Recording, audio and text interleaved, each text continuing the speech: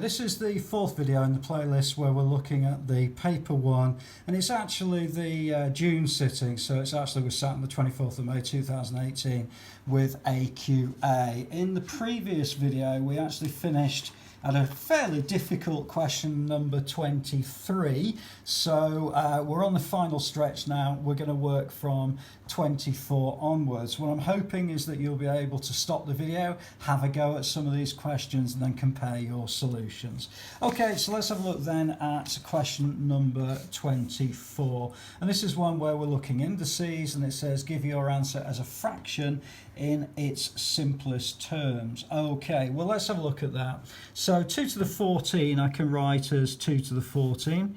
Divide, I'm going to write as a fraction, and you multiply these two indices together, so you get 2 to the power of 18. Okay, so that is going to work out, because we subtract as we're dividing the indices, we're going to work out that as 2 to the minus 4.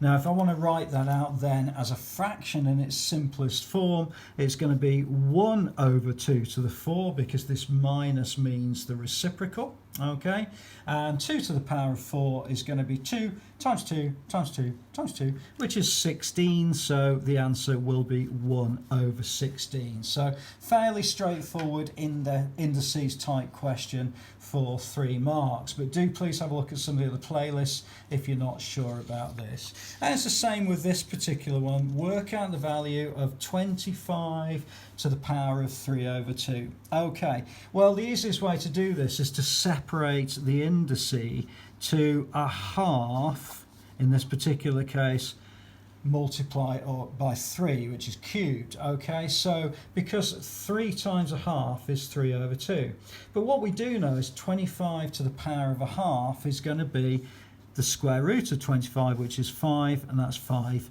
cubed then. So this bit in the middle is going to be 5, and then it's still cubed. So 5 cubed is the same as saying 5 times 5 times 5, which is equal to 125, and that would be the answer to that particular question.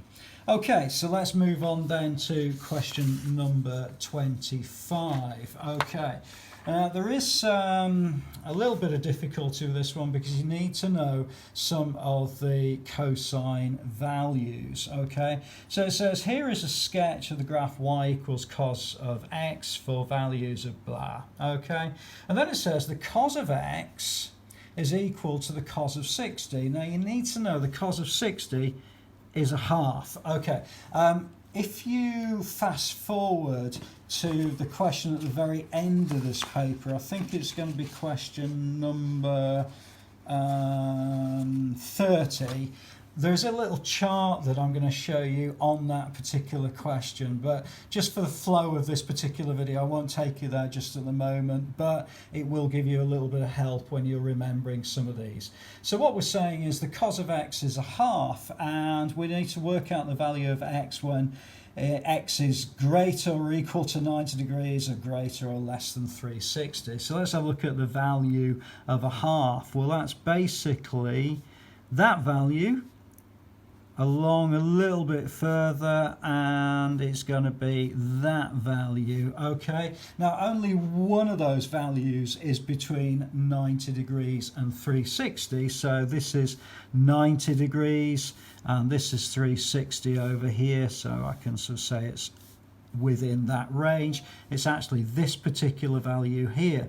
Now if you look at this, what you've got is increments of 30 degrees. Okay, so we can say that this value here, which corresponds to this, is actually going to be 300. So the value of x when it's equal to the cos of 60 is going to be 300 degrees. Okay, all right, let's have a look at the next one. So again, it's a very similar sort of thing, that now we're saying cos of x is equal to minus a half. Okay, because cos of 60 degrees is a half, so minus a half. So if we go back to our sketch, okay, and it allows us then to look at the values of when x is minus a half, okay, and it's actually those two values at this point here, okay. Only one of those values is between 180 and 360 degrees, which is part of the question, so that's going to be the value that's within this range here. It's actually going to be this, and again this is increment of 30 degrees, so the value where cos is minus a half is going to be 240 degrees. Okay, and as I say, if you're not sure about those values, there is a little aid memoir at the end of this particular video that you can use. Okay, let's move on to then question number 26. This is quite a complex question, just needs a little bit of explaining, but it says, and you need to really read these things, so B is 2/3 of C. So let's just have a look at that. B is equal to 2/3 of C. Okay, now if B is equal to 2/3 of C, we can say that when C is 1, B is going to be 2/3, because B is 2/3 of C. Okay, well that's all right, but it's just not great to use. So what I'm going to do is I'm going to multiply through by 3, because it gets rid of this denominator here. So I can say the ratio between B and C is 2 to 3. Okay, and that's a bit easier for me to work with. Okay, let's have a look at the next little bit. It says 5a equals 4c. Well, I'm going to go through the same process again. So I'm going to say that a equals 4/5 of c. Okay, because 5a equals 4c, so therefore a equals 4/5 of c. All right, so let's have a look then at changing that around. So I can write this as when c is 1, a is 4/5 of. Okay, well, don't like working like that, so I'm going to make this into whole numbers, and I'm going to change that then to, if I multiply through by 5, I'm going to get a to c is going to be 4 to 5. Okay, so at long last now I've got proper numbers that I can actually deal with.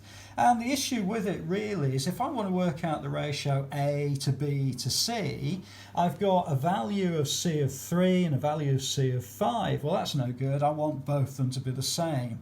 So what I'm going to do is I'm going to change both of those to 15, because if I multiply that by 5, I get 15, which is the value of C.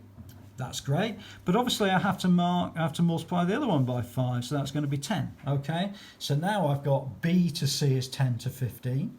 If I multiply that by 3, that's also going to be 15. Multiply that by 3, that's going to be 12. But because I've got C the same, I'm able to write this now as, remember this is A, this is C, and this is B, and this is C. I'm able to write this now in the ratio A to B to C of A being 12, B being 10, and C being 15. Okay, hope that's all right for you. A little bit complex, going to take a little bit of time to kind of work through.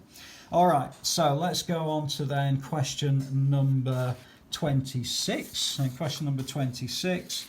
We've got one of those kind of yes-no type questions. Okay, Joe wants to work the solutions of that. Okay, and what she says is the solutions cannot be worked because it doesn't factorize. And the important thing is where A and B are integers or whole numbers.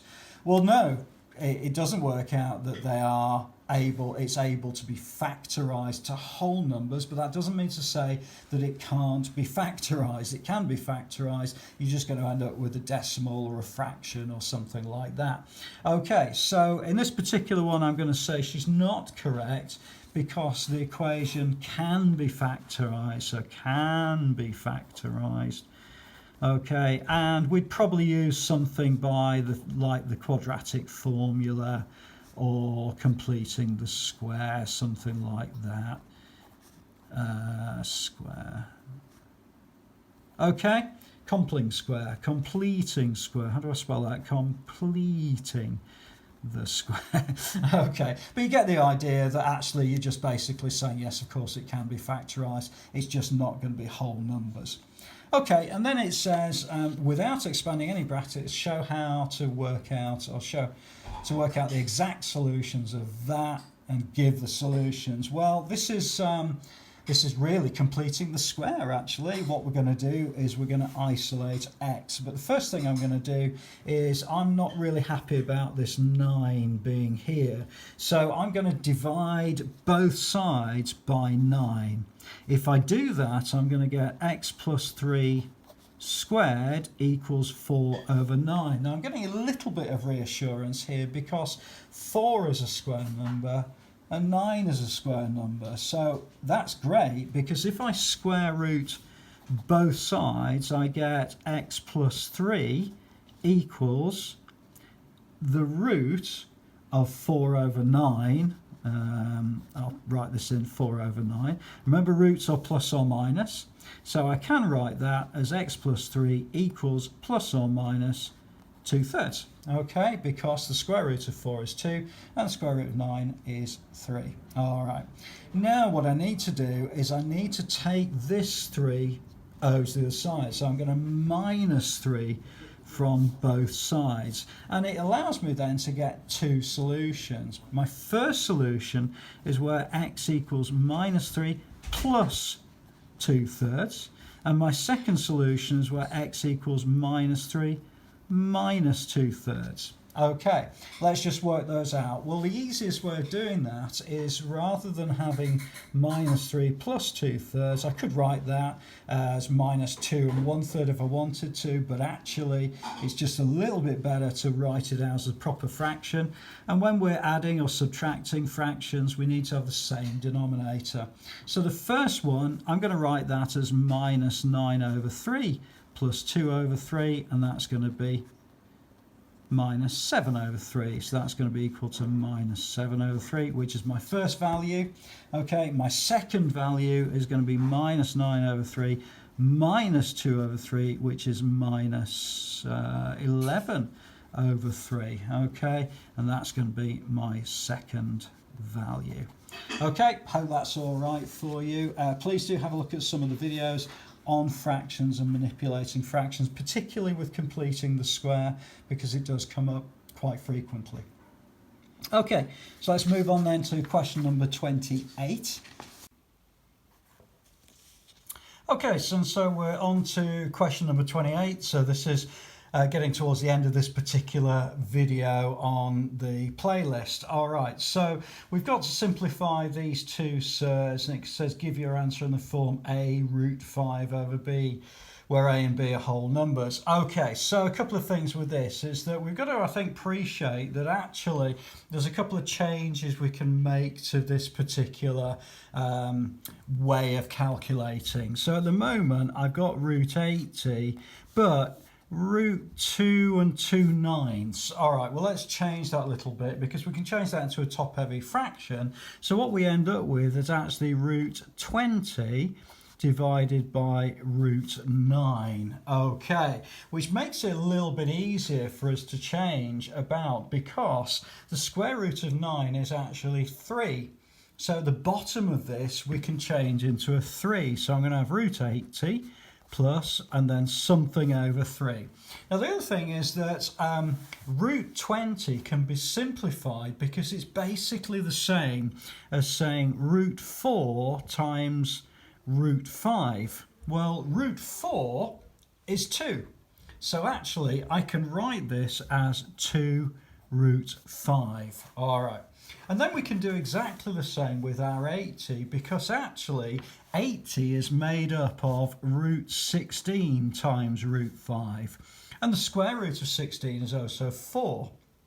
So I can rewrite 80 as 4 root 5. Okay, so now I'm in a situation where I've got 4 root 5 plus 2 root 5 over 3. And as you appreciate, I've got effectively two well, I've got this plus a fraction. So if I want to add these two together, I want to make sure they've both got common denominators. And that common denominator I'm going to choose is going to be 3. So I'm going to leave this one exactly the same. But if I multiply this, at the moment it's over 1. So if I multiply top and bottom by 3, I'm going to end up with 12 root 5 over 3 plus 2 root 5 over 3. Okay, and then I can simply add those two together and I'm going to get 14 root 5 over 3, which is actually the answer to this particular question. Okay, hope that's been okay for you. Let's move on then to question number 29, which involves transformation of graphs. Okay, so it's one of those things that you just need to know really how translation of graphs works. And at the moment I've got 3 units to the left. Well, if I've got 3 units to the left, what we're actually doing is we're taking this value of x over here and we're going to make it x plus 3. And then we're going to square it. Okay, so this value of x, it's going to move towards the left, which means that we're going to add 3 to it. I know that seems counterintuitive, but it's nevertheless, you need to maybe have a look at some of the transformation of graphs information. So if I then plug x plus 3 into this, I'm going to end up with y equals x plus 3. So that substitutes the x squared. I'm going to square it, and I'm going to take away 1. So that's going to give me x plus 3 times x plus 3. Minus 1. Okay, and if I work that out, I'm going to get x squared plus 6x plus 9 minus 1. Okay, and then I just need to get rid of that plus 9 and minus 1 and bring the two together, and I'm going to get x squared plus 6x minus 9 plus 1, minus 8, no, plus 9 minus 1 is going to be plus 8. So therefore, I've got 2 values of B and C. I've got B, which is going to be 6, and I've got C, which is going to be 8. So in this particular question, it would be 6 and 8 for the 2 values to answer that particular question. Okay, we'll go on then to part B of this question, and it's going to be this one.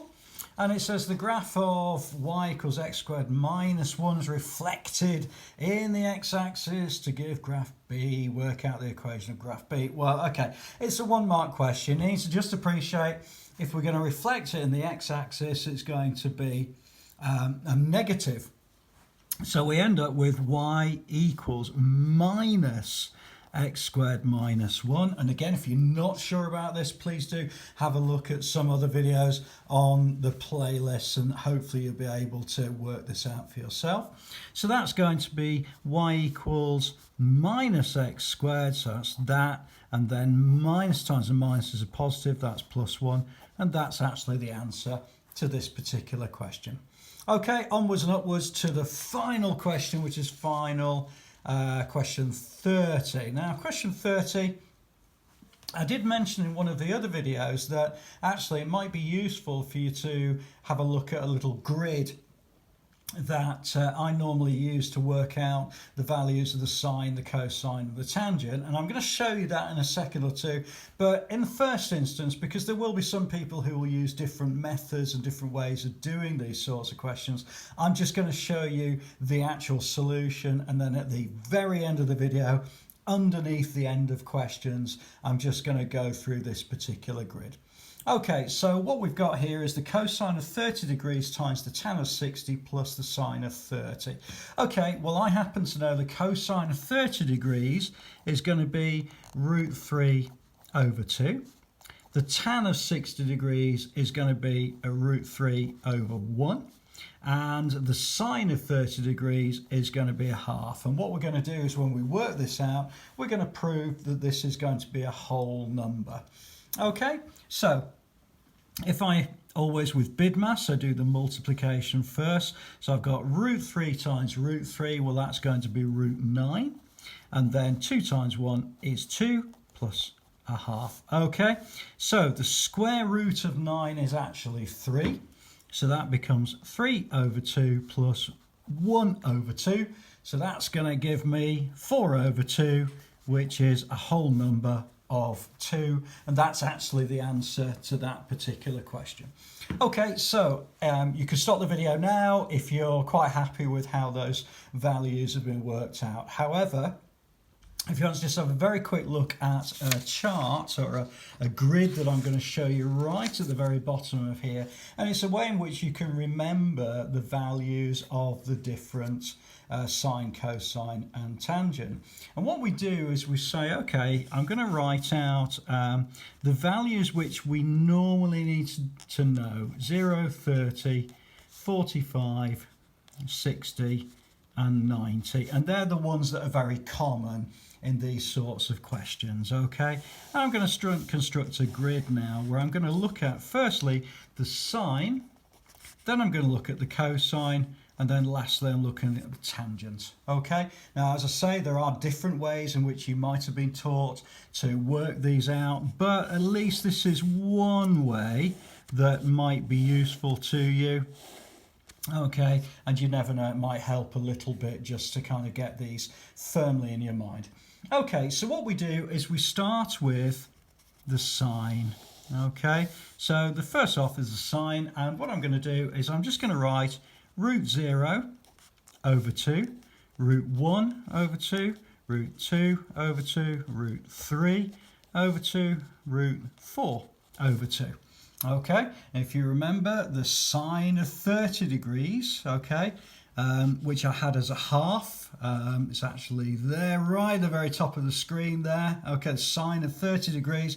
Well, if you look at 30 degrees, it's the square root of 1, which is 1 over 2. So actually that's a half. Okay, so we put all of these square roots in ascending order, and then we write exactly the same, but this time we write it in descending order. So root 4, root 3, root 2 over 2, root 1 over 2, and then root 0 over 2. Okay, so again, I can work out all of these. So if I wanted to know the cosine of 30, which again was in the original question, then the cosine of 30 is root 3 over 2, and you'll see that I use that in the particular question.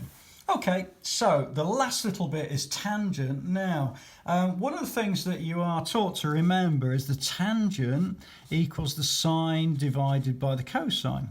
Okay, so effectively what I've got is this fraction divided by this fraction. Now, if you work that out, when you divide by a fraction, so if I've got something like root 0 over 2, and I'm going to divide that by root 4 over 2, what I actually do is I multiply and flip. Okay, so actually what happens is that these two cancel themselves out, and I end up with just root 0 over 4. So in fact, when I've got the tangent of 0, it's root 0 over 4, which is just 0. Okay, and if I look at the rest of these, what I end up with is root 1 over root 3, root 2 over root 2, root 3 over root 1, and this one, well, I've got root 4 divided by root 0. Okay, well, root 4 divided by root 0 doesn't exist, so that's going to be not applicable. Okay, and actually that's the way I remember these. So what we're doing on the tangents is just basically cancelling out the 2's, because they would cancel themselves out because we are multiplying them through. Okay, I hope that's been useful to you. I might do a video specifically on this particular graph at some point in the future, or this particular chart at some point in the future. Please do add any comments below in the comments. I'd be more than happy, and I'll look forward to seeing you inside the next video.